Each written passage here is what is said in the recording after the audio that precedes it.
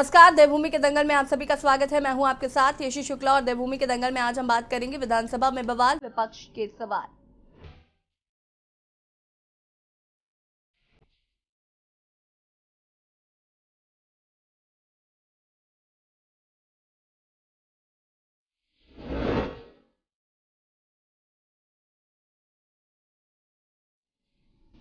उत्तराखंड के विधानसभा के मानसून सत्र के दूसरे दिन भी विपक्ष के हंगामे के साथ सदन की कार्रवाई शुरू हुई।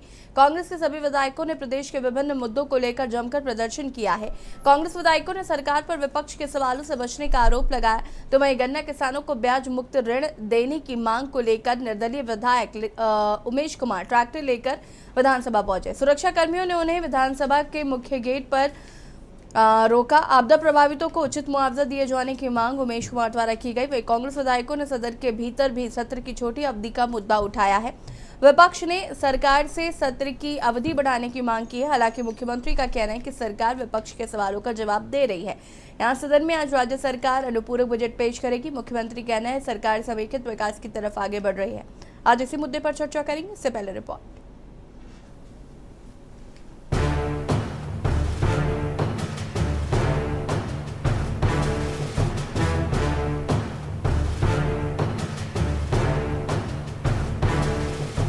उत्तराखंड विधानसभा के मानसून सत्र के दूसरे दिन भी विपक्ष के हंगामे के साथ सदन की कार्रवाई शुरू हुई। कांग्रेस के सभी विधायकों ने प्रदेश के विभिन्न मुद्दों को लेकर जमकर प्रदर्शन किया। कांग्रेस विधायकों ने सरकार पर विपक्ष के सवालों से बचने का आरोप लगाया है। वहीं कांग्रेस विधायकों ने सदन के भीतर भी सत्र की छोटी अवधि का मुद्दा उठाया। विपक्ष ने सरकार से सत्र की अवधि बढ़ाने की मांग की है। हालांकि मुख्यमंत्री का कहना है कि सरकार विपक्ष के सवालों का जवाब दे रही है। वहीं सदन में आज राज्य सरकार अनुपूरक बजट पेश करेगी। मुख्यमंत्री का कहना है कि सरकार समेकित विकास की तरफ आगे बढ़ रही है। देखिए, सामान्य बजट में सभी प्रावधान पहले से ही किए गए हैं। उसमें सभी क्षेत्रों का, सभी वर्गों का, सभी विभागों का ठीक प्रकार से विकास हो और उत्तराखंड के लिए जो एक समावेशी विकास है, जिसको हमने समेकित रूप से पहले ही प्रावधानित किया हुआ है, उसमें आगे की प्रक्रिया को चलाने के लिए जहाँ जहाँ उसमें एडिशन करना है, जहाँ जहाँ चीज़ों को बढ़ाना है, वो अनुपूरक बजट के रूप में लाया जा रहा है। और उसके आने के बाद जो हमारे पहले से प्रावधानित चीज़ें हैं, उनको तेज़ी से गति मिलेगी। उत्तराखंड का विकास आगे बढ़ेगा। ऐसे क्षेत्र जहाँ पर विकास की आवश्यकता है, ऐसे क्षेत्र जहाँ पर और उन्नयन की आवश्यकता है, उन सभी को आगे बढ़ाने के लिए काम होना है। ये हमारा सबसे पहला मुद्दा है कि सदन का सत्र की अवधि बढ़ाई जाए, जिससे कि उत्तराखंड की जनता के मुद्दों को विधानसभा में उठाया जा सके। अतिक्रमण, आज अतिक्रमण के नाम पर पहाड़ को, तराई को उजाड़ा जा रहा है। जब मर्जी आए बुलडोजर निकाल कर लोगों को हटा दिया जा रहा है। आपदा से पूरा प्रदेश त्रस्त है और सरकार सोई हुई है। पिछले गेहूं की फसल में जो आपदा से लोग ग्रस्त रहे, उनको मुआवजा नहीं मिला। इस बार पूरे प्रदेश में आपदा है, बागवानी है, लोगों के घर टूट गए हैं, मुआवजे की कोई व्यवस्था नहीं है। 6 महीने से बेरोजगार धरने पर बैठा है सीबीआई की मांग को लेकर। अब तो हाकम सिंह जैसे मुख्य अभियुक्त भी छूट गए हैं सरकार की लचर कमजोर पैरवी के कारण। तो सीबीआई की मांग क्यों नहीं? मेरा ये कहना है कि सरकार उत्तराखंड के, चाहे युवा की बात हो, चाहे महिला की बात हो, चाहे किसान की बात हो, चाहे हमारे छोटे व्यापारियों की बात हो, चाहे जो है कानून व्यवस्था की, कहीं पर भी जो है सफल नहीं दिखाई देती। और अपनी असफलता को छुपाने के लिए, डर को छुपाने के लिए सरकार सत्र की अवधि कम कर उन मुद्दों से भागना चाहती है, उनका सामना नहीं करना। वहीं सदन के दूसरे दिन भी गन्ना किसानों को ब्याज मुक्त ऋण देने की मांग को लेकर निर्दलीय विधायक उमेश कुमार ट्रैक्टर लेकर विधानसभा पहुंचे। सुरक्षा कर्मियों ने उन्हें विधानसभा के मुख्य गेट पर ही रोक लिया। विधायक उमेश कुमार ने सरकार से आपदा प्रभावितों के उचित मुआवजा दिए जाने की मांग की है। वहीं विपक्ष ने आज भी सदन में अतिक्रमण हटाओ अभियान के नाम पर व्यापारियों के उत्पीड़न का भी आरोप लगाया, जिस पर मुख्यमंत्री पुष्कर सिंह धामी ने अधिकारियों को निर्देश दिए हैं कि इन अभियान के तहत सामान्य व्यापारियों और लोगों को अनावश्यक परेशान न किया जाए, लेकिन वनों में हुए अवैध अतिक्रमण को हटाया जाएगा। सबसे लापरवाह मंत्री हैं, वो मंत्री नहीं है, विदेश मंत्री हैं। उनके यहाँ वन वे कम्युनिकेशन है सतपाल महाराज जी के। उनको प्रवचन देने की आदत है, तो वो जानते हैं कि बस जनता सुने, उनकी आवाज उन तक ना पहुंचे। जनप्रतिनिधियों को वन वे कम्युनिकेशन जनता की तरफ से होता है, पब्लिक की तरफ से होता है। जनता की बात सुननी चाहिए।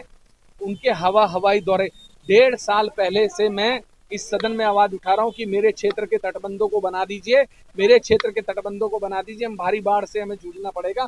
और वही हुआ। 1.5 साल पहले मैंने जल शक्ति मंत्री जी को फोन लिखा, उन्होंने मुझे आज अभी 6 महीने पहले मुझे पत्र आया, बोले कि साहब 1.5 महीना पहले हमने तटबंधों को बनाने के संबंध में कुछ हमारी जानकारियां मांगी थी, उसका 1.5 साल हो गया। माननीय जल शक्ति मंत्री जी के कार्यालय को आज तक इनके कार्यालय से जवाब नहीं दिया गया। लगातार अभी प्रश्नकाल चला है और जितने भी पक्ष विपक्ष माननीय सदस्यों ने जो भी प्रश्न वहां पर पूछे हैं, सभी प्रश्नों का जवाब दिया जा रहा है और सरकार त्वरित रूप से काम कर रही है। अतिक्रमण के मुद्दे पर मैंने कल भी एक सभी को निर्देशित किया है कि माननीय न्यायालय का जो आदेश है और उसके क्रम में सभी जिलाधिकारियों को हमने निर्देशित किया है, सभी जिलाधिकारियों को कहा है कि इसकी आड़ में जो हमारे सामान्य व्यापारी वर्ग के लोग हैं, आम जनता के लोग हैं, सामान्य जनता के लोग हैं, उत्तराखंड के रहने वाले किसी भी व्यक्ति को अनावश्यक रूप से परेशान न किया जाए। अलबत्ता ये जरूर हमने कहा है कि सरकार ने जो अतिक्रमण का अभियान चलाया था वो जो है जंगलों के अंदर जो ऐसे प्रतीक स्थल खड़े कर दिए गए थे जिनके नीचे कोई अवशेष प्राप्त नहीं हुए हैं, वो हमारा अभियान है कि फॉरेस्ट लैंड पर ऐसे जितने भी अतिक्रमण है उनको खाली करवाएंगे। कुल मिलाकर उत्तराखंड विधानसभा के मानसून सत्र के दूसरे दिन भी विपक्ष ने जमकर हंगामा काटा। एक तरफ जहां विपक्ष सदन में अतिक्रमण हटाओ अभियान, बेरोजगारी, आपदा और महंगाई जैसे मुद्दों पर सरकार को घेर रहा है, तो दूसरी तरफ सदन की छोटी अवधि को भी विपक्ष ने मुद्दा बना दिया है। देखना होगा आगे सत्र की कार्रवाई सरकार कैसे चलाती है और विपक्ष सत्र का चलाने में सहयोग करता है या नहीं। Uttarakhand desk report.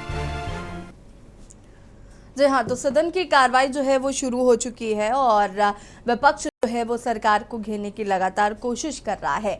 आपको ये भी बता दें कि लगातार मुआवजे की मांग जो है वो उठाई जा रही है क्योंकि आपदा ग्रस्त जो लोग हैं उनको अभी तक मुआवजा नहीं मिला है। इसकी मांग लगातार की जा रही है, सरकार से सवाल पूछे जा रहे हैं।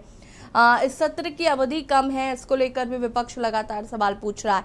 आज हम इसी पर चर्चा करेंगे। मेहमान हमारे साथ जुड़ चुके हैं, उनसे आपका परिचय करा देते हैं। हनी पाठक जी, प्रदेश प्रवक्ता बीजेपी, राजेंद्र चौधरी जी, प्रदेश महामंत्री कांग्रेस से हमारे साथ जुड़ चुके हैं। पीसी थपलिया जी, वरिष्ठ नेता यूकेडी से हमारे साथ जुड़ चुके हैं। गिरधर शर्मा जी, वरिष्ठ पत्रकार हैं, वो भी हमारे साथ जुड़ चुके हैं। आप सभी का बहुत बहुत स्वागत। सबसे पहले हनी पाठक जी, शुरुआत आपसे ही करूंगी मैं। सदन जो है वो शुरू हो चुका है, दूसरा दिन भी हंगामे की भेंट रहा। अगर हम बात करें तो विपक्ष कई सवाल पूछ रहा है। विपक्ष ऐसा कह रहा है कि हम सवाल पूछ रहे हैं लेकिन सरकार जवाब नहीं दे रही है। देखिए, ऐसा है, विपक्ष जो ये आडंबर रचाता है ना कि हम सवाल पूछ रहे हैं, पक्ष सत्ताधार उसका जवाब नहीं दे रहा है। तो यशी जी, इससे पहले वाली डिबेट जो आपके साथ हमारी हुई थी और उसमें ये साफ था कि जब सदन सत्र चल रहा था, मानसून सत्र चल रहा था, तो उस समय यही विपक्ष वहां भाग रहा था, सवाल पूछ कायदे से बैठ के पूछ नहीं रहा था और कोई भी नतीजे पर निकल नहीं रहा था। आज फिर ये नया झूठा वो आरोप लगा रहा है क्योंकि अब इनके पास कोई मुद्दा नहीं है विशेष, कोई चीजें है नहीं ऐसी जो जनता के सामने ये लेकर आए, कोई सच्चाई नहीं है ऐसी जो ये जनता के सामने लेकर जाए। तो शांति प्रिय वातावरण है तो कुछ ना कुछ उल्टा बोलना है, तो ये अब इस चीज को इस तरीके से बोल रहे हैं। तो कुछ ना कुछ इन्हें ऐसा बोलना है जो कि भ्रामक स्थिति पैदा करे, तो वही भ्रामक स्थिति अब ये पैदा कर रहे हैं। इनके पास मुद्दे क्या है बताइए? बार बार रोजगार रोजगार चिल्लाते थे। उत्तराखंड अब दूसरे नंबर पे रोजगार देने में राज्य बना है, तो अब ये वो भी नहीं बोल सकते। बार बार बेरोजगारी आंदोलन की बात करते हैं। क्या कांग्रेस के सभी वरिष्ठ पदाधिकारी बेरोजगार हैं क्या, जो बेरोजगारी आंदोलन में खड़े होकर चले जा रहे हैं बार बार? इनको किस बेरोजगारी आंदोलन वालों ने बुलाया जो वहां पर जाके धरना देकर चले आते हैं? तो इस तरीके की जो भ्रामक स्थिति फैलाते हैं, इस तरह की भ्रामक स्थिति फैलाना बंद कर दें। अंकिता भंडारी वाला मैटर अभी मैं सुन रही थी, तो एक बात मुझे बताइए, अंकिता भंडारी वाले मैटर में त्वरित कार्यवाही करी गई है, तुरंत उनके परिवार को मुआवजा दिया गया, फास्ट ट्रैक कोर्ट में मामला गया, कोई भी बिना हील हवाली दिए गए वहां पर जो भी अपने पार्टी के लोग थे उनको निष्कासित किया गया। इस तरीके की सारी चीजों का स्टैंड तुरंत की तुरंत लिया गया। लेकिन मैं पूछना चाहती हूं, जब हल्द्वानी में नन्ही परी का कांड हुआ था तो हफ्ता 10 दिन तक कोई भी एफआईआर क्यों नहीं दर्ज हुई थी? उस समय क्या वो लड़की नहीं थी? लड़की में भेद ये लोग क्यों करते हैं? अभी राजस्थान और पश्चिम बंगाल वगैरह में निर्वस्त्र करके जो परेड कराई गई, उस समय इनके सत्र में हंगामा क्यों नहीं होता? तब मुंह में दही क्यों जम जाती है? इस तरीके की बातें करें लेकिन सोच समझ कर करें। मुझे पता है कि गठबंधन में है ये, लेकिन जब गठबंधन में भी हैं तो बेटी बेटी में फर्क करना बंद कर दे, ये बेटी बेटी की रोटी सेकना बंद कर दे। चलिए ठीक है। राजेंद्र जी जी। क्या कहना चाहते हैं?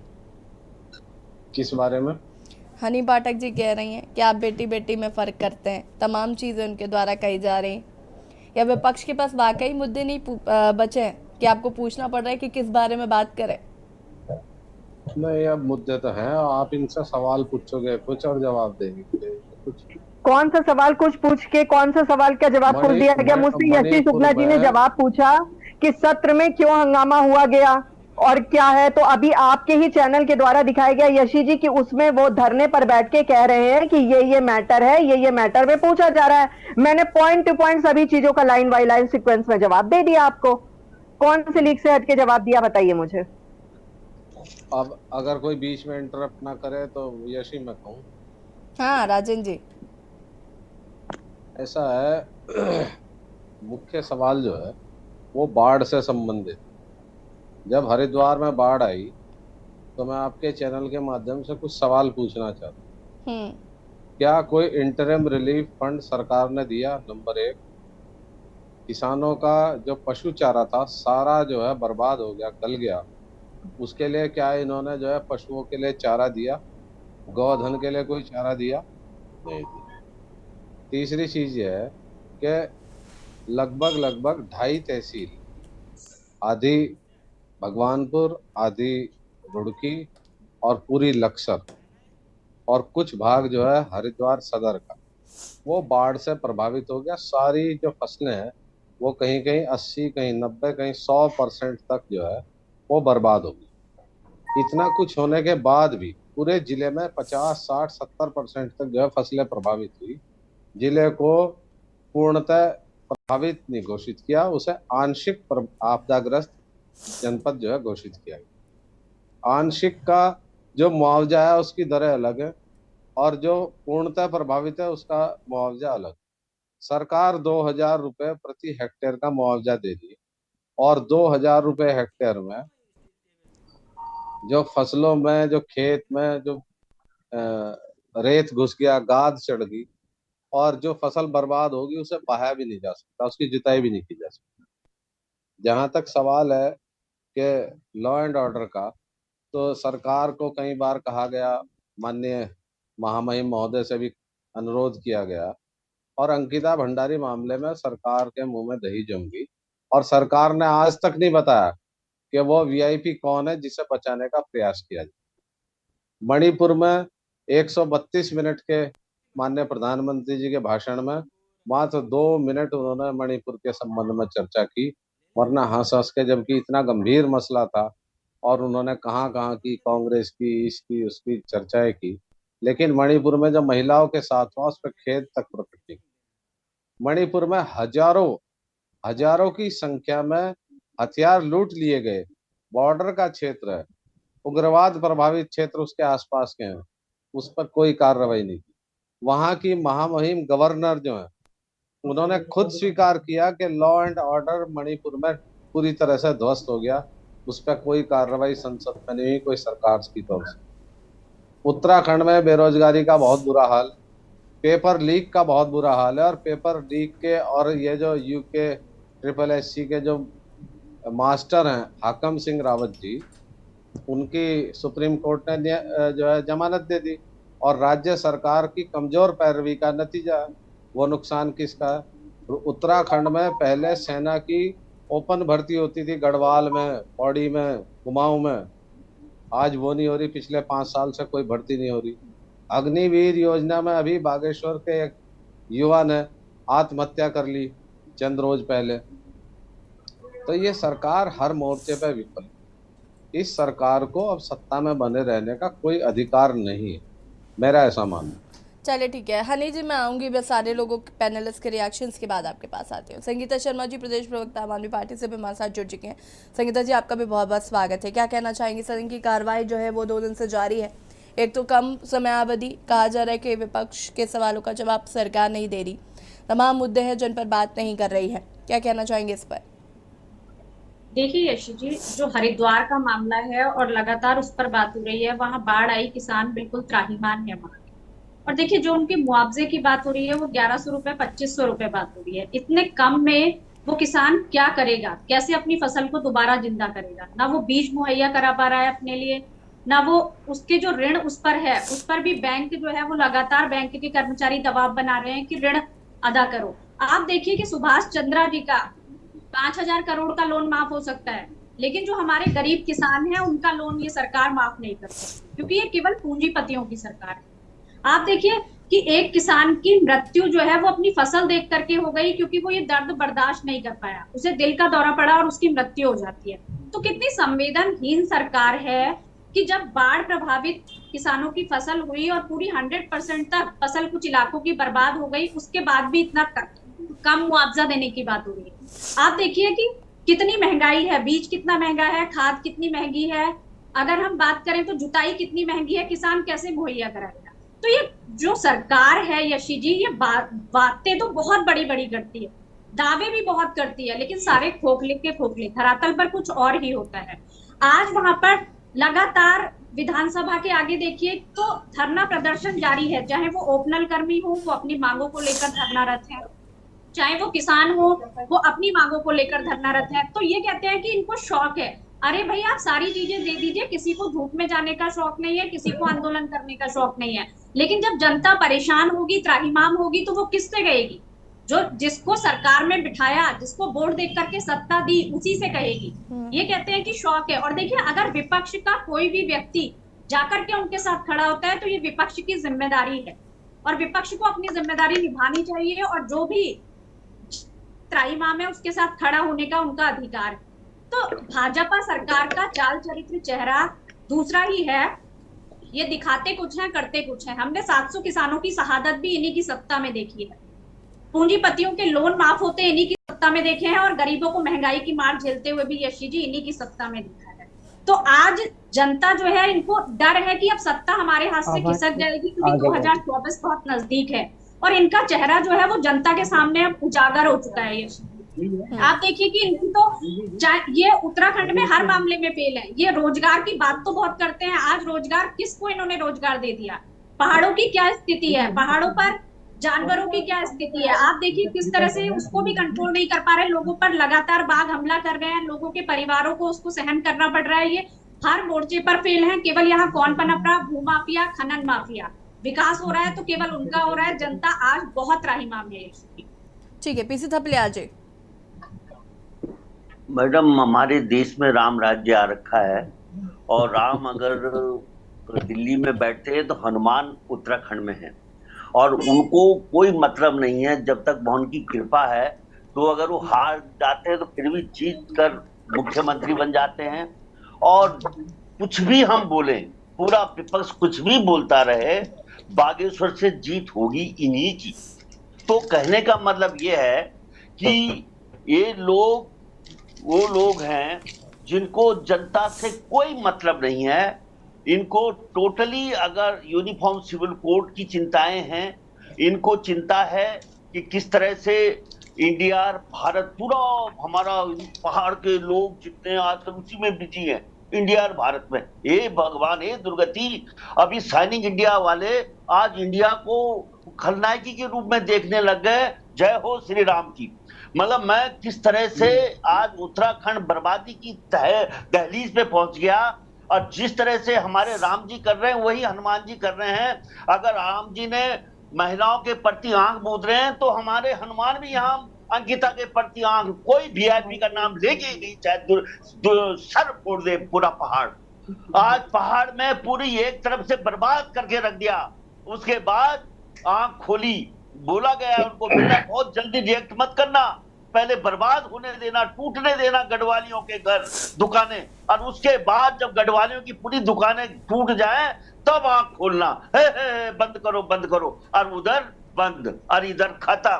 तो इस तरह से जो चला जा रहा है, और अभी आ रही है वर्ल्ड इन्वेस्टमेंट 68 करोड़ लग रहे हैं उस पे, उसमें पर स्वयं राम जी यहाँ आएंगे और इस पहाड़ की लैंड को माफियों के हवाले कर जाएंगे, और हम नंगे भूखे चौराहे पे खड़े रहेंगे, राम राम अच्छे दिन आएंगे, अच्छे दिन आएंगे, अच्छे दिन आएंगे करके हम हिंदू बनने की चाह में अपना अंत देखेंगे। अंत, हमारा अस्तित्व खत्म है, हम कहीं के नहीं रहे मैडम। हमारा अस्तित्व इस तरह से खत्म हो चुका है, मैं बोला नहीं कि हम कुछ भी बोल दे जनता को, जनता इन्हीं के पाले में खड़ी है। तो इनको जिताने वाले श्री राम अगर जब तक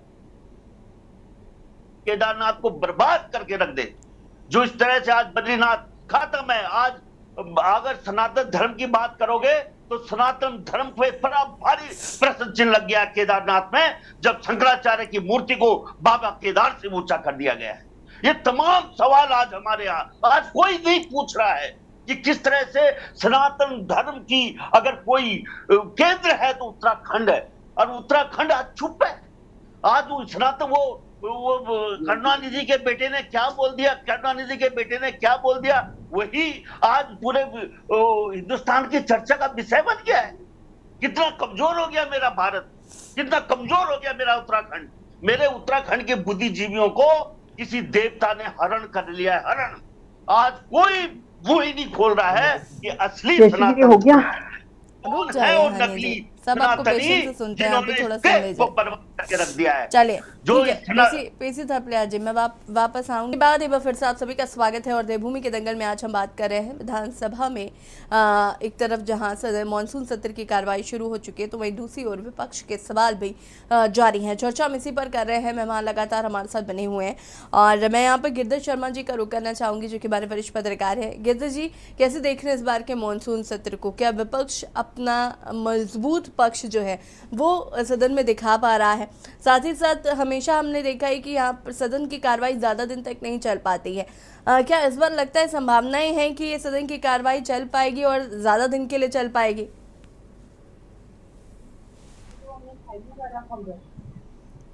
आवाज जी जी, आवाज आ रही है? जी जी मुझे आपको तो सभी को नमस्कार। वो मुझे थपलियाल जी की बात से शुरू करूंगा मैं। थपलियाल जी ने बहुत अच्छी अच्छी बातें कही कि आंदोलन जो है यहाँ का जो जितनी विपक्षी पार्टियां वो जमकर आंदोलन नहीं कर पा रही है, बल्कि जो आंदोलन कर रहे हैं, चाहे उपनल के हैं चाहे उसमें जाके वो अपना प्रतिभाग करते हैं। खुद आंदोलन मैं ये सोचता हूँ कि अगर किसी भी प्रकार की कोई कष्ट है, और कष्ट है वास्तव में उत्तराखंड में इस टाइम, जैसे कि उत्तराखंड में बाढ़ इस बार बहुत ज्यादा आई, और उस बाढ़ से काफी खेत खलिहान, रुड़की, भगवानपुर और इधर प्लेन्स के साइड में काफी नुकसान हुआ। लेकिन कहाँ सोई हुई है पार्टी, कहाँ सोई हुई है बीजेपी, कांग्रेस कहाँ सोई हुई है, अन्य विपक्षी पार्टियां, समाजवादी पार्टी है, बसपा है, वहां तो बसपा भी है। ये लोग क्यों नहीं है एक जन आंदोलन करते? लेकिन हाँ, उपनल के इनके जो किसानों के आंदोलन में जाके भागीदारी करते हैं। ये लोग खुद अपना वजूद, अपना आंदोलन क्यों नहीं बनाते इस बात पे कि सरकार के ऊपर वजन जाए कि क्या नाम है, मुआवजा ज्यादा दिया जाए। जैसे कि इनकी मांग है कि मुआवजा कम दिया जा रहा है हेक्टेयर के हिसाब से 2000, 1500 या 2500। लेकिन मुझे तो लगता नहीं कि कोई खुद ये खाली डिबेट के अलावा कहीं और मांग उठाते हो, या ज्यादा से ज्यादा उपनर किसान के आंदोलन में जाकर भागीदारी करते हो, अपना आंदोलन नहीं बनाते। एक तो मुझे इस बात का बड़ा दुख है। दूसरा, जो सत्र है उसका समय अगर विपक्षी दल मांग कर रहे हैं और उन्हें लगता है, सरकार को लगता है कि कुछ मांगे रह गई हैं या कुछ और बातें रह गई हैं या कुछ और उत्तराखंड के प्रति जो और ज्यादा संवेदनाएं होनी चाहिए या कुछ विषय छूट गए हैं, उन पे अगर 1-2 दिन का सत्र बढ़ाया जाए विपक्ष की मांग पर तो कोई दिक्कत भी नहीं है। लेकिन अगर खाली आंदोलन ही किया जाए, खाली धरना प्रदर्शन के लिए ही समय बढ़ाया जाए, यह भी न्यायोचित नहीं है कि हमें तो धरना प्रदर्शन करना है। अगर कोई विषय है तो मैं अभी लाइव देख रहा था, कल भी मैंने लाइव देखा, कल तो ज्यादा नहीं लेकिन आज भी लाइव देखा मैंने, तो प्रीतम सिंह और विपक्ष के नेता कई मांग उठा रहे हैं अपनी, ऐसी बात नहीं, उन मांगों को। लेकिन अगर कुछ बातें हैं बची हुई और कुछ बातें ऐसी हो सकती हैं, तो अगर विपक्ष पूरा जोर लगाए, तो अगर सरकार में थोड़ी भी संवेदनशीलता होगी तो समय बढ़ाया जा सकता है। इसमें कोई दो राय नहीं है, क्योंकि आपस में मिलकर ही बढ़ाना है इन्होंने जी। लेकिन मुझे ये दुख होता है, थपलियाल जी ने कर लो, ये भी एक सोचने का विषय है कि भारतीय जनता पार्टी को क्यों वोट दे रही है। क्या कोई जादू कर दिया है या खरीद लिया है? उन्हें खरीदा नहीं है। आप लोग, विपक्षी लोग जो है कुछ कर नहीं पा रहे हैं, इसलिए भाजपा को वोट मिल रहा है। मेरा तो ये साफ कहना है। विपक्ष सोई हुई है, यूकेडी सोई हुई है, सब सोए हुए हैं, दूसरे के आंदोलन में हाथ सेकते हैं, अपना आंदोलन कोई नहीं लगा रहा। मैं ये सवाल राजेंद्र जी आपसे पूछूंगी, लेकिन उससे पहले हनी जी अपनी बात को पूरा करें आप। देखिए ऐसा है यशी जी, अब मैं शुरुआत से आती हूँ। राजेंद्र भंडारी जी, संगीता शर्मा जी, सबकी बातों पे अब मैं एक एक करके आती हूँ। राजेंद्र भंडारी जी जो बोले अभी बात, वीआईपी के नाम का राजेंद्र खुलासा, चौधरी वीआईपी के नाम का खुलासा जज करेगा, सारी चीजों की तफ्तीश वो देखेगा, सारा चीजों को देखने का काम जज करेगा। वी आर नॉट जज, इनसे ये बोल दीजिए। मुंह में दही हमने नहीं जमाई है। इससे पहले एक मैटर को लेकर जब वहां पर गए थे इनके लोग हाई कोर्ट में, तो वो मुंह की खाकर वहां से आए थे और उनको ये कहा था कि एसआईटी की जांच सही दिशा में चल रही है, इसमें कोई भी गलती नहीं हो रही है। तब ये मुंह की खाए थे और मुंह की खाकर वहां से आए थे, शायद इनको याद होना चाहिए। ये बातों को घुमा देते हैं तुरंत। इनको मैंने जब अभी नन्ही परी वाली हल्द्वानी की कांड के बारे में बताया, उस समय इन्होंने बात घुमा दी। अब मैं आती हूं दूसरी बात थपलियाल जी पर। थपलियाल जी, मेरी आधी बातों का जवाब तो आपको गिरधर शर्मा जी ने दे दिया होगा। गिरधर शर्मा जी, इनको अभी भी भ्रम है। मैं अभी अपने पॉइंट में यही कह रही थी कि मुद्दे इनके खुद के नहीं होते हैं, मुद्दों में ये दूसरों के जाकर रोटी सेकते हैं। ये वो करते हैं जो इनको नहीं करना चाहिए, तब जनता इनको नहीं अपना रही है। आप क्या बोल रहे थपलियाल जी, आपको तो यही नहीं पता। आप ये कह रहे हैं कि जनता इनको क्यों वोट दे रही है। जनता हमें इसलिए वोट दे रही है क्योंकि जनता जानती है कि हमारा भला कौन सी सरकार कर सकती है, वो भारतीय जनता पार्टी की सरकार है। और मुझे तो ये एकदम भी अचरज हो रहा है जान के कि आप सबके पैरों के नीचे जमीन नहीं है, लेकिन कमाल की बात है कि आप में से किसी को भी यकीन ही नहीं है। और तीसरी बात पर मैं अब आती हूं आप लोगों के, संगीता शर्मा जी कहती दिखाई देती हैं कि आपदा आपदा और ये वो फलान ढिकान। मैं एक बात का इनको जवाब देना चाहती हूं कि जो भी क्षेत्रों को आपदाग्रस्त, आपदा के दौरान जिस तरीके से भारतीय जनता पार्टी के तमाम मंत्री, विधायक, प्रभारी मंत्री, खुद मुख्यमंत्री, सब प्रभारी मंत्री जी, विधायक वगैरह को तो बाद में हटा दीजिए किनारे, जो देश राज्य का मुखिया है, मुख्य सेवक श्री पुष्कर सिंह धामी जी, वो 24/7 तैनात खड़े थे, लगातार औचक निरीक्षण कर रहे थे। एयर एम्बुलेंस की सेवा लगातार खुली हुई थी। और वो जिस तरीके से एक बेटा और भाई का फर्ज अदा कर रहे थे, वो शायद दिल्ली में जब आपदा आई थी और भीषण दशा देखने को दिखाई दे रही थी, उस समय अरविंद केजरीवाल जी शीश महल में आराम फरमाते नजर आ रहे थे। अब ये कहेंगे दिल्ली चली जाती है, दिल्ली इसलिए चली जाती है क्योंकि जहां आपकी सरकार होगी हम वहीं जाएंगे, वहां नहीं जाएंगे जहां आपकी सरकार नहीं होगी। अब चौथी बात पे मैं आती हूं कि बागेश्वर का उपचुनाव हो रहा है। बागेश्वर के उपचुनाव में आपका कौन है कैंडिडेट? इसलिए नहीं है संगीता शर्मा जी क्योंकि अब आप गठबंधन में हैं, अब आप उधर जा रहे हैं। कम से कम अपने कैंडिडेट तो खड़ा करो। आपका वजूद रहा क्या? वजूद आपका नील है और वजूद नील ही रहेगा। तीसरी बात मैं अब आपको ये बताती हूँ, अभी आपने कहा अनुपूरक बजट होना चाहिए। गिरधर शर्मा जी ने एक बात कही कि अगर कोई पॉइंट ऐसा हो जिससे मानसून के सत्र को बढ़ाया जाए तब तो मानसून का सत्र बढ़ेगा, लेकिन बेवजह अगर आप वहां जाकर टेबल पटकोगे, फालतू की बातें करोगे, तो मानसून सत्र बढ़ा के किसी के पास इतना फालतू समय नहीं है।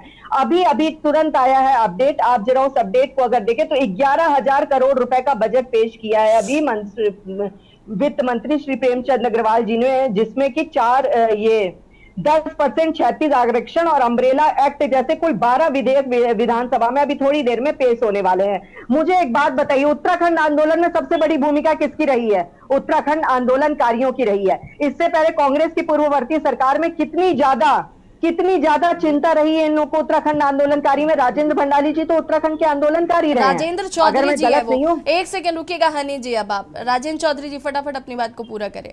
नहीं, अभी मेरी बात कंप्लीट हुई। एक सेकंड हनी जी, मैं आती रहूंगी, अब मैं आती रहूंगी। सबके रिएक्शंस हो चुके हैं, अब मैं आती रहूंगी आपके पास। मिनट मुझे और चाहिए। अभी ये कहते हैं अतिक्रमण की बात पे राजेंद्र जी जरा मुझे एक बात बताइएगा, 2014 में किसकी सरकार थी और वो हरदा ने क्या रूल लागू किया था कि 500 मीटर का 5 मीटर के दायरे में कोई भी अतिक्रमण का एरिया नहीं आएगा, कुछ भी वो नहीं रहेगा, ये सब नहीं रहेगा, अतिक्रमण हटाओ अभियान शुरू किया था। इस तरीके की जो चीजें थी वो विधेयक किसने पास किया था, जरा हरदा से पूछ कर आइए और यहाँ पर तब आकर बैठिए जो ये अतिक्रमण चिल्ला रहे हैं। तो ये बीज किसके द्वारा बोया गया है और किसने बोया? हरदा से पूछिए, मनन करिए, विदाउट अल्प ज्ञान यहाँ आकर बात करिए। चलिए ठीक है राजन जी। यशी, एक तो मैं इन्हें कहना चाहूंगा हनी बहन को, आप सुनिए ध्यान से मेरी बात। कोई भी जज जांच नहीं करता, जज करता है फैसला। जांच करती है इन्वेस्टिगेशन टीम, चाहे वो पुलिस हो। इन्वेस्टिगेशन टीम के जांच करने के बाद इन्वेस्टिगेशन टीम में कोई कमी नजर आती है तो उसका फैसला करना जज का काम होता है, और इन्वेस्टिगेशन टीम वहां पर जब जब कोई चीज लेकर जाएगी तो वो चीजों को तय करेगा जज। अगर आपको तो न्यायपालिका पे ही सवाल उठाना रहता है, आप मुंह पे काला पट्टा बांध के बैठ जाते हैं। आपको है किस चीज से नहीं आपत्ति? न्यायपालिका पे आरोप लगाते दिखाई देते हैं, सीबीआई पे आरोप लगाते दिखाई देते हैं, ईडी पे आरोप लगाते दिखाई देते हैं, आप हर चीज पर आरोप लगाई देते दिखाई देते हैं। आपको किसी भी प्रणाली पे भरोसा नहीं रहा राजेंद्र जी। और अब ये भी कह दीजिए कि 2014 में जो सड़क के दोनों और 5 मीटर की भूमि पर किसी तरह के निर्माण अतिक्रमण दायरे में नहीं होंगे, ये हरदा ने लाया था कि नहीं लाया था? बताइए। आप क्या कर रहे हैं? राजनीतिक रोटी सेक कर अतिक्रमण वाली बातों को ले रहे हैं, राजनीतिक रोटी सेक रहे हैं। बेटी बेटी में फर्क हनी पाठक जी, दूसरों को बोलने का मौका भी तो दीजिए प्लीज। राजेंद्र जी, तो मेरी बात का जवाब तो ये लोग देना, और मैं इनकी हर बात का एकदम पॉइंट टू पॉइंट जवाब दूं। ये कौन सी बात होती है यशी जी? जरा इसका भी जवाब दे दीजिए। राजेंद्र जी, यशी, केंद्र सरकार द्वारा प्रति हेक्टेयर 17,000 रुपए मुआवजा तय हुआ है केंद्र सरकार द्वारा, और अभी तक केंद्र सरकार ने 1 रुपया भी बाढ़ग्रस्त के लिए कोई उन्होंने अनुदान अभी जारी नहीं किया आज की डेट तक।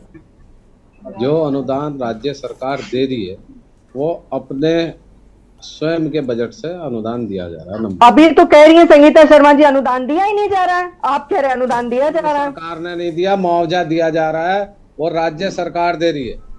सरकार तो भारतीय जनता पार्टी की ही दे रही है ना, कि कांग्रेस की दे रही है, भाई कि आम आदमी पार्टी की दे रही है? मुश्किल है काम। यशी जी हमें तो माफ करो, आप ये सुनने को तैयार नहीं है बिल्कुल। गजब की माला जपते हैं आप लोग। जी से कर लो, हम सुनते रहेंगे। हनी पाठक जी प्लीज। कितने कंफ्यूज है यशी जी, मुझे हंसी आने लगती है इन लोगों पर। आप बताओ ना, इंटरिम रिलीफ फंड में कितना पैसा दिया? आप बताओ। पिछले इतने ज्यादा कंफ्यूज हैं, कभी कहते हैं बजट पारित ही नहीं किए हुए हैं, और कभी कह रहे हैं कि बजट में इतना चीज आ गई है। आपको तो ये भी नहीं पता गन्ना रबी की फसल है या खरीफ की है, ना आपको पता ना आपके मुख्यमंत्री को पता। सब पता है, बताऊं इस पे करूं आपके साथ डिबेट? चलिए यशी जी आज रबी और खरीफ की फसल पर डिबेट में इनके साथ Pathak ji please, I decide this. Rajendra ji, 1 बीघा गन्ना बोने पे 10,000 रुपए से ज्यादा की लागत आती है, और वो जो तैयार फसल है उसे वो किसान दोबारा से उसे खेत को जोत के दोबारा फसल बोएगा, यानी जहां उसकी लागत 10,000 थी वहां उसकी लागत अब 22,000 हो जाएगी, क्योंकि 2-2.5 हजार में उसे दोबारा से उसे खेत को प्लेन करना पड़ेगा। तीसरी चीज क्या है, जो राज्य सरकार कोई भी हो, भाजपा की हो, कांग्रेस की हो, आम आदमी पार्टी की हो, कम्युनिस्ट की हो, किसी की भी हो, सरकार अपनी जनता की सेवा के लिए होती है। जो बिन बोलते जानवर थे उनके लिए बताया जाए कि कितना जो है घास, कितना भूसा, कितना हरा चारा इस राज्य सरकार ने उपलब्ध कराया, एक ग्राम नहीं उपलब्ध कराया। तीसरी चीज क्या है, पिछले 9 साल की सरकार में, 6 साल की धामी जी की सरकार में गन्ने पे कितना रेट बढ़ाया गया और कितनी महंगाई बढ़ गई। जो डाई का कट्टा 950 रुपए का था, आज 1800 रुपए का है। इन्हें जो मजदूरी 250-300 रुपए थी, आज 450 है, और मजदूर खेत का काम करने के लिए तैयार नहीं है। शहर में जाएगा, खाली बैठेगा, वापस आ जाएगा, लेकिन काम नहीं कर रहा। क्यों?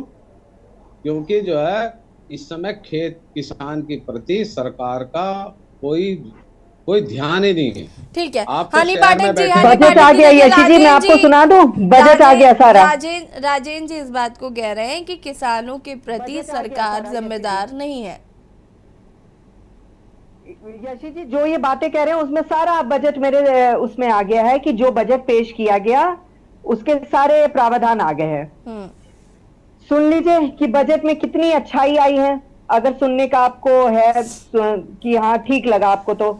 भारत सरकार के अवस्थापना कार्यों के निर्माण हेतु प्राप्त धनराशि के अंतर्गत लगभग 600 करोड़ का प्रावधान किया गया है राजेंद्र जी, और इससे कितना ज्यादा फायदा राज्य की जनता को होगा इसका आप जरा सा अनुमान लगाइए तो आपको पता लगेगा। जल जीवन मिशन के अंतर्गत पूंजीगत कार्य हेतु लगभग 765 करोड़ का प्रावधान किया गया है। जल जीवन मिशन कितना ज्यादा जरूरी है जनता के लिए, जरा आप इसको भी देखिएगा। आवास एवं शहरी विकास के अंतर्गत अवस्थापना एवं सुदृढ़ीकरण के हेतु लगभग 321 करोड़ का प्रावधान किया गया है।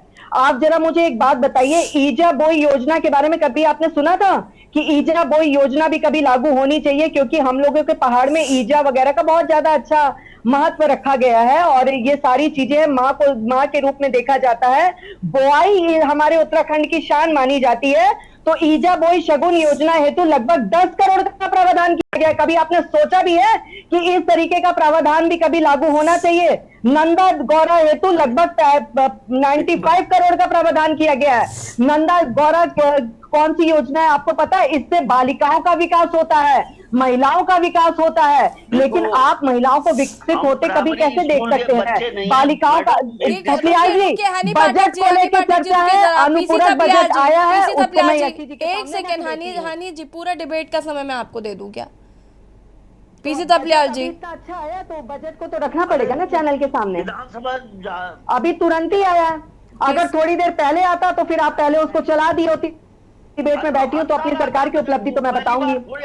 पीसी थपलियाल जी, इतना अच्छा बजट से भारतीय जनता पार्टी लाती है थपलियाल जी, आपने तो अभी जनता को ही तोड़ दिया। हनी पाठक जी एक सेकंड प्लीज, हनी पाठक जी सुन लीजिए जरा पीसी थपलियाल जी को भी। पीसी थपलियाल जी, देखो ईजार बोई और 10 करोड़, अरे आपको ईजा बोई से कोई मतलब नहीं होगा, क्योंकि ना तो आपको माता से मतलब है, ना इस तरह की कोई योजना से मतलब है। अब ये बोलेगी, ये सिखाएगी हमें इस उम्र में, बताओ। जिसको ये नहीं मालूम कि जो वो आया कि उसमें उत्तराखंड में एम्प्लॉयमेंट नंबर 2 स्थान पे है। बिल्कुल है, बिल्कुल है। अगर गलत है तो आप उस पर रिट डालिए, अरे रिट आरटीआई डाल दीजिए। समझा दूंगा 2 मिनट में तुम्हें कि तुम अरे डाल दीजिए ना। अरे आपकी यही लैंग्वेज और यही आंखें चौड़ी करने की आदत पे आप कई बार टोके जा चुके हैं। भगवान, जिस स्टेट में नौकरियां बेची जा रही हो, पूरा करा रहे हैं युवा, जहां उपनल के कर्मचारी तुम्हारे दहलीज में संसद में खड़े हैं, वो बोल रहे यहाँ पे कि नंबर 2 स्थान पे है। अरे कहाँ है जिसको तुम नंबर 2 समझो? आपको आरटीआई डालने से क्या हनी पाठक ने रोका? अरे यही डालिए। नहीं डाल रहा हूं मैं, ये भगवान अकल ही नहीं है आपको कि क्या था वो। सारी आपको ज्ञानवर्धक चूर्ण आप लेके बैठे हैं, किसी और को अकल ही नहीं है। भाई तुम तो ऐसे सभी को समझा रहे हो यहाँ पे, हम देख रहे हैं, परेशान हो गए हम। क्या यही दिन देखने को मिले हमें?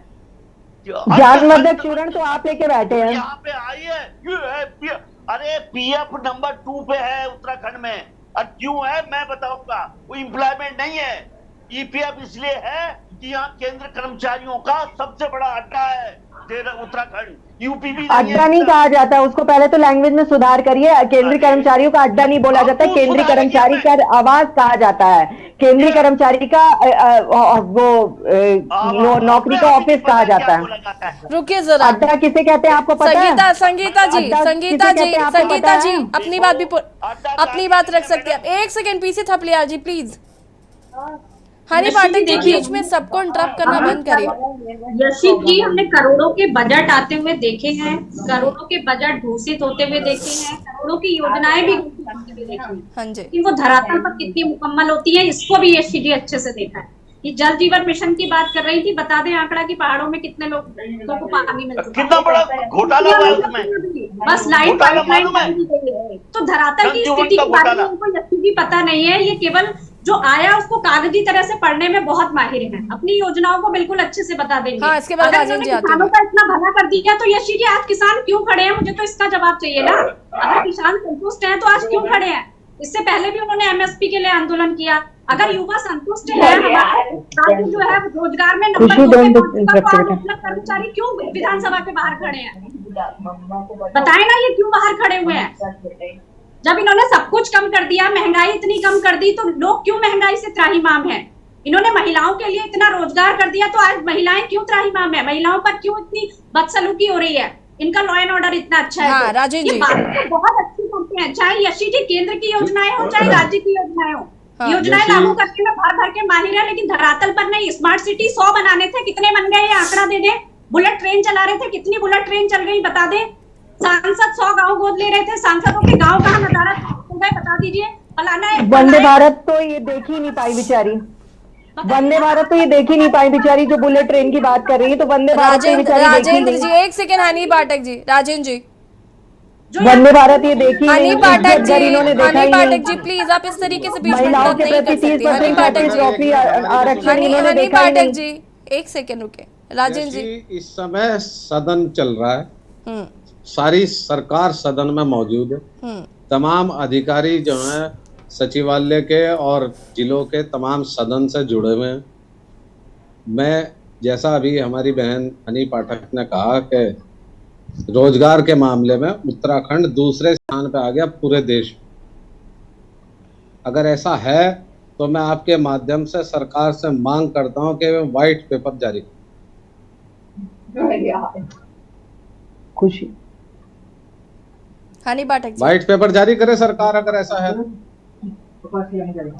देखिए ऐसा है जो ये कह रहे वाइट बोलो। जिस राज्य में पिछले 5 साल से कोई भर्ती नहीं हो रही, जिस राज्य में प्रत्येक भर्ती को लीक होने की वजह से टाला जा रहा हो, कोर्ट के हस्तक्षेप से टाला जा रहा हो, सरकार द्वारा घुमाया जा रहा हो, जहां उपनल कर्मचारी आंदोलनरत हो, जहां बेरोजगार संघ के लोगों पर लाठियां बजाई जा रही हूँ, मैं तो आज हैरान और बहुत आश्चर्य हो गया थपलियाल जी कि उत्तराखंड जो है रोजगार देने में नंबर 2 पे पहुंच गया। अरे झूठ ऐसा तो बोल दो जो कम से कम सही लगे, कहीं थोड़ा बहुत 19-21 का फर्क हो तो चल जाए।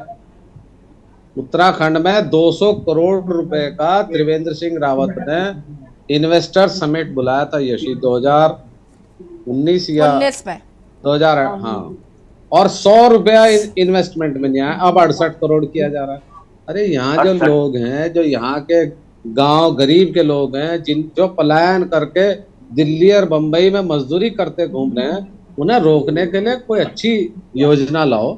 जो माताएं, अभी कल आज का अखबार पढ़ रहा था, एक बेचारी बूढ़ी अम्मा अपने पोती के साथ जा रही थी, उसे वो उठा के ले गया, गुलदार उठा के ले गया, उस बच्ची को मार दिया।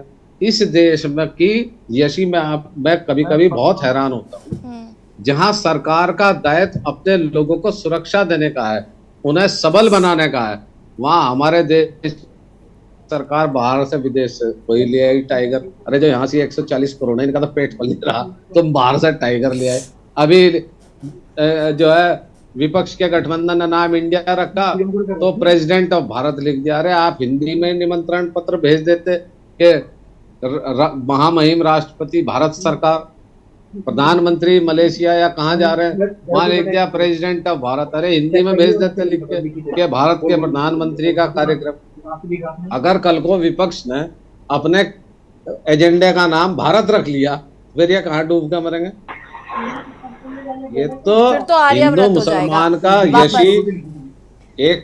यशी एक तो इनके पास पैसा बहुत है इलेक्शन में खर्च करने के लिए, और एक हिंदू मुसलमान का एजेंडा।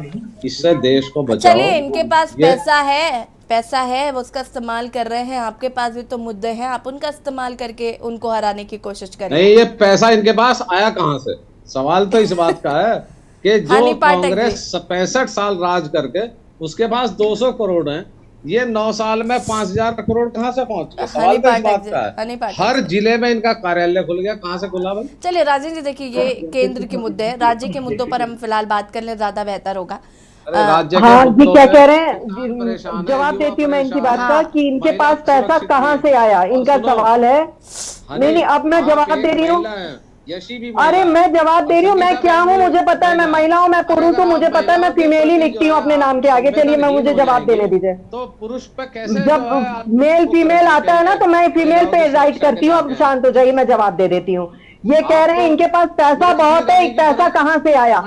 अरे जो बात का अब मैं जवाब दे रही हूँ ना, सुन लो ना, मैं जवाब दे रही हूँ, सुन लो। अब आप ये कह रहे हैं कि इनके पास पैसा बहुत है, और मैं पूछना चाहता हूँ, मेरी आवाज बहुत ज्यादा तेज है राजेंद्र जी, आप बीच में बोलते भी रहेंगे तो भी मेरी आवाज जनता सुनती रहेगी। ये कहते हैं कि हमारे पास पैसा बहुत है, और मैं पूछना चाहता हूँ कि इनके पास पैसा कहाँ से आया। जब आप जो पूछोगे उसका जवाब, जो बेफिजूल की बात होगी उसका जवाब मैं क्यों दूं। मैंने तो कहा नहीं, या भारतीय जनता पार्टी के किसी भी प्रवक्ता से लेकर किसी ऊपर के आला केंद्रीय मंत्री से लेकर किसी मंत्री ने, किसी ने भी नहीं कहा कि हमारे पास पैसा बहुत है। तो आपका ये बेफिजूल के सवाल का जवाब हम क्यों दें कि हमारे पास पैसा बहुत है। क्योंकि पैसा है ही नहीं। हमें लोग खुद सपोर्ट करते हैं, हमें लोग खुद लाइक करते हैं, हमें लोग खुद वोट देते हैं। जिस जनता को आप बेवकूफ बताते हो वही जनता हमें अपना आशीर्वाद देती है और सत्ता में बैठाती है। दूसरी बात मैं आपको जवाब देती हूँ, आप कहते हैं महिलाओं के लिए कुछ नहीं किया। महिलाओं का उत्तराखंड आंदोलन बनाने में सबसे अग्रणी भूमिका निभाई है। उनके लिए धरातल पर 30% सरकारी नौकरी में 36 आरक्षण देने वाला उत्तराखंड प्रथम राज्य बना है। दूसरी बात मैं आपको दिखाती हूँ, कहते हैं धरातल पर, अभी कह रही थी संगीता शर्मा जी, कुछ भी नजर नहीं आता है। धरातल पर आपको क्या नजर नहीं आता? गोल्डन कार्ड की योजना नजर नहीं आती क्या? अटल आयुष्मान योजना नजर नहीं आती कि आपको ये जो महिलाओं का 36 आरक्षण की योजना नजर नहीं आती कि आपको आयुष्मान की योजना नजर नहीं आती कि फ्री की कोविड वैक्सीन की किट नजर नहीं आई कि आप लोगों को जो ये पशुपालन मंत्री जो भी निर्णय लिए चारा से लेकर हर चीजों की योजना का वो नजर नहीं आया कि गौ संरक्षण आयोग ने जो कार्य किए वो नजर नहीं आया, जो इज्जत घर प्रोवाइड हुए सभी महिलाओं को वो नजर नहीं आया। आपको नजर क्या नहीं आया अब मैं बताती हूँ। आपको नजर नहीं आया पश्चिम बंगाल में निर्वस्त्र करके भेंट चढ़ाई गई वो महिला टीचर हनी पाठक जी, हनी पाठक जी, हनी पाठक जी, हनी पाठक जी, हनी पाठक जी, आप जानती हैं कि आप बहुत लाउड है, इसका मतलब ये नहीं है कि आप इस बात का फायदा उठाएंगी। और लोगों को भी उतना ही मौका मिलना चाहिए। Honey Pathak ji, Honey Pathak ji, Honey Pathak ji, Honey ji please, Honey ji please, Honey ji I am requesting you please.